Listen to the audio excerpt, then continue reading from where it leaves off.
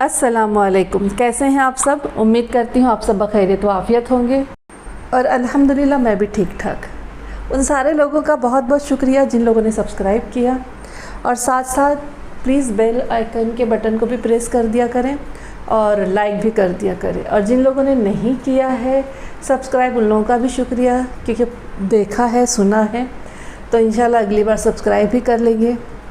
और जो लोग नए हैं वो लोग भी प्लीज़ सब्सक्राइब करिए और लाइक करिए और कमेंट्स भी लिखिए और बेल के बटन को भी प्रेस करिए। तो शुरू करते हैं आज की कहानी। आज की कहानी बहुत छोटी सी है। कहानी का नाम है दर्द बेकरार। हुमैरा नौशीन साहिबा की लिखी हुई है और छोटी सी है। तो शुरू करते हैं। मेरे हम सफ़र है तेरी नज़र, मेरे जज्बे दिल की ये शिद्दतें, मेरे ख्वाब मेरी बसारतें, मेरी धड़कनें मेरी चाहतें, मेरे रोज़ व शब के निसाब में मेरे पास तो अपना कुछ नहीं। तेरा कर्ज़ है मेरी ज़िंदगी, मेरी सांसें तेरी अमानतें। मेरा दिल इतने खूबसूरत इजहार पर झूम ही तो उठा था। मेरे चेहरे की अलोही चमक, लबों की शफ़क़ और हंसी की खनक का तो वो किस कदर दीवाना हुआ था। जाहिर है इतनी हसीन बीवी के जिसको एक नज़र देख लेने पर नज़रें बार बार मचल जाती हों। आला तालीम याफ्ता, गोल्ड मेडलिस्ट, आला ओहदे पर फायज़, हज़ारों नहीं बल्कि लाखों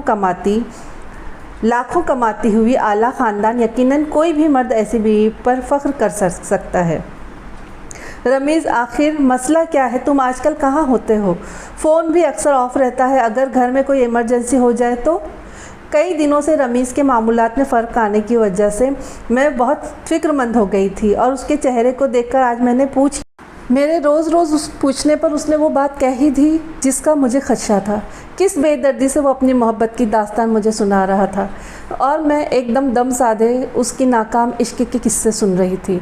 आंसू मेरी आंखों में झिलमिलाने लगे तो उसने मेरे हाथों को अपने हाथ में थाम लिया। मेरा मकसद तुम्हें रंजीदा करना हरगिज़ नहीं था। उफ़, उसकी शर्मसारी मुझे पिघला गई थी। अपनी बात जारी रखो रमीज़, मेरी रंजीदगी छोड़ो।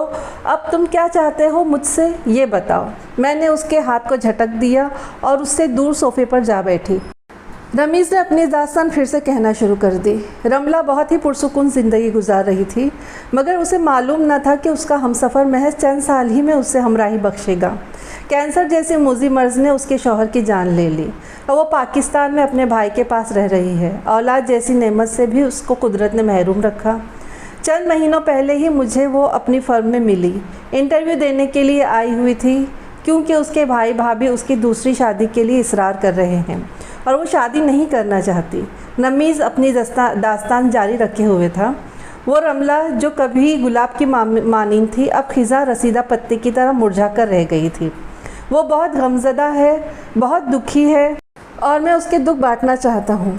ऐसे कड़े वक्त में उसे मेरी ज़रूरत है रामीन। मैं उसे दोबारा ज़िंदगी की तरफ लाना चाहता हूँ। उसकी आंखों में रमला का दुख हिलकोरे लेने लगा। हाँ, किसी की ज़िंदगी को खिज़ा की नज़र करके अपनी अहद रफ्ता की मोहब्बत की ज़िंदगी में बाहर लाना चाहते हो। मैं दिल में महज सोच कर रह गई। मेरा तुमसे और बच्चों से मोहब्बत और प्यार का वही रिश्ता कायम रहेगा जो रोज़े अव्वल से है। बस तुम इतना करम करो कि मुझे रमला को अपनी ज़िंदगी में शामिल करने दो। ये तमहीद इजाज़तनामा है या तुम्हारा हतमी फ़ैसला? मैंने उसकी आंखों में झांकते हुए पूछा। देखो, मैं तुम्हारे हुकूक भी उसी तरह अदा करूँगा।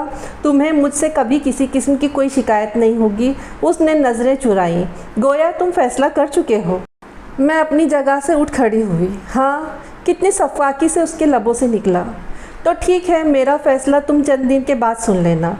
मैं कहती हुई तेज़ कदमों से कमरे से बाहर निकल आई, क्योंकि अब दिल में ताब रही थी ना आँखों में। आँखें अपने महबूब शौहर की बेवफाई पर बरसने को बेताब थीं और दिल दर्द से फटा जा रहा था। कितने दिन गुजर गए, तुमने मेरी बात का जवाब नहीं दिया।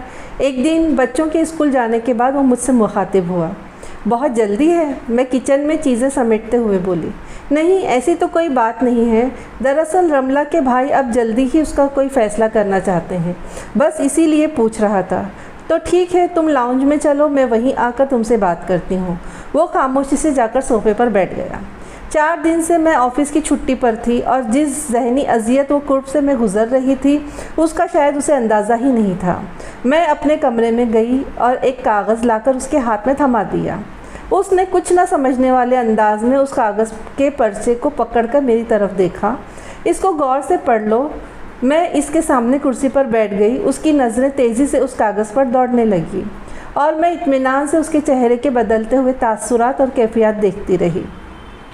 ये सब क्या है? उसके लहजे में बेबसी थी। हम सब मिलकर भी तो रह सकते हैं खुशी खुशी।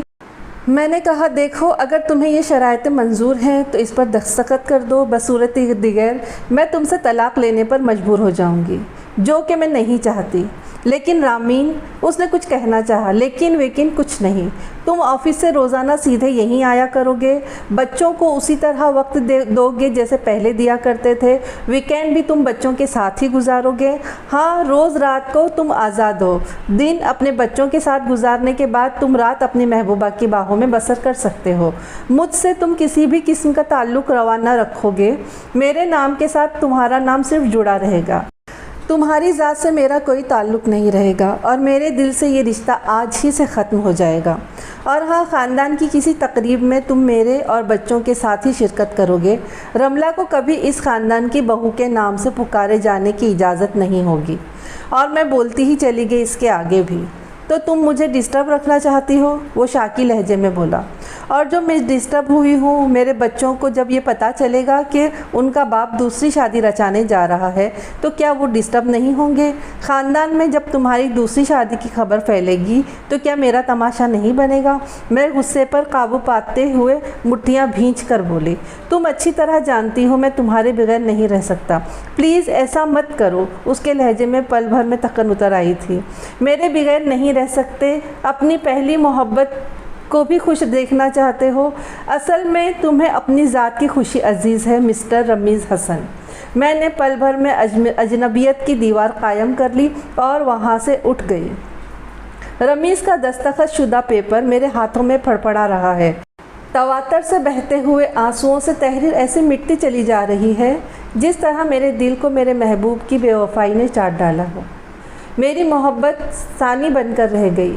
दिल के किसी गोशे में कहीं जो एक ख्वाहिश मचल रही थी कि शायद ये शरायत उसकी राह में हायल हो जाएंगे और मेरी बेइल्तिफाती पर वो बेचैन होकर मेरे पास ही लौट आएगा।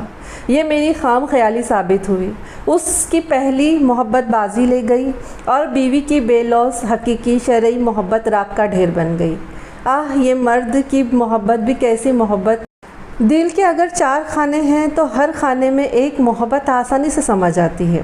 और ये पागल औरत का दिल, उसके दिल के भी तो 4 खाने, 4 दरवाज़े होते हैं। फिर ये क्यों एक दरवाज़े में दाखिल होने वाली मोहब्बत के साथ ही बाकी तीनों दरवाज़े भी मुक़फ़ल कर देती है और कुंजी दरिया बुर्द कर देती है। बस इतनी सी थी ये कहानी। कहानी छोटी है पर अच्छी है, आप लोगों को ज़रूर पसंद आएगी। पसंद आए तो लाइक करिए और जो नए हैं वो सब्सक्राइब करिए और जिन लोगों ने सब्सक्राइब नहीं किया है वो भी सब्सक्राइब करिए और मुझे अपनी दुआओं में याद रखिए। अपना खूब ख्याल रखिए। अस्सलाम वालेकुम। अल्लाह हाफ़िज़। मिलते हैं अगली कहानी के साथ।